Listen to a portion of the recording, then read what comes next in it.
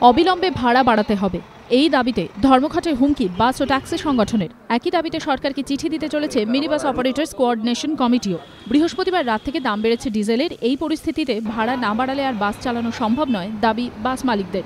ভাড়া বাড়ানো নিয়ে এদিন বৈঠকে বসে joint council of bus syndicate. রবিবার পর্যন্ত সরকারকে চূড়ান্ত সময়সীমা দিয়ে সংগঠনের সভাপতি সাধন দাস বলেন, এবারেও যদি সরকার বাসের ভাড়া বৃদ্ধিতে সবুজ সংকেত না দেয় তাহলে সোমবার থেকে বাস চালানো যাবে না। ভয়াবহ পরিস্থিতি থেকে আমাদের বাঁচাতে রাজ্য সরকার ভাড়া পুনর্বিন্যাসের ব্যাপারে সিদ্ধান্ত নেন। কোনো অবস্থাতেই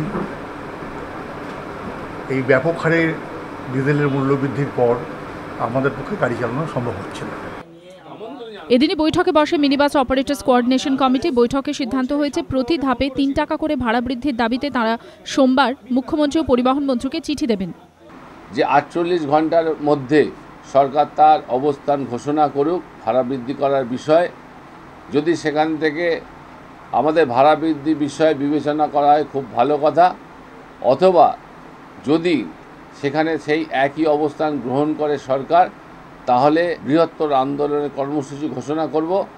তবে ভাড়া বৃদ্ধি নিয়ে বাস মালিকদের স্পষ্ট কোনো আশ্বাস দেননি পরিবহন মন্ত্রী।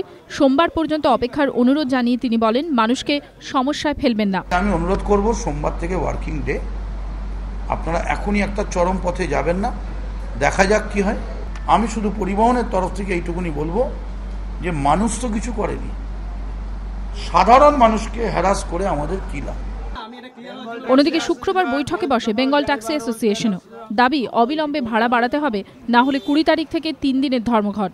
আমরা ভাড়া বৃদ্ধি না করলে গাড়ি চালাবো না, টোটালি এটা আমরা সিদ্ধান্ত নিয়েছি। কিন্তু সরকারকে একটা সময় দেওয়ার জন্য আমরা আপাতত 20 তারিখ ভোর 6টা থেকে 23 তারিখে ভোর 6টা পর্যন্ত 72 ঘন্টা ধর্মঘটের ডাক দিয়েছি।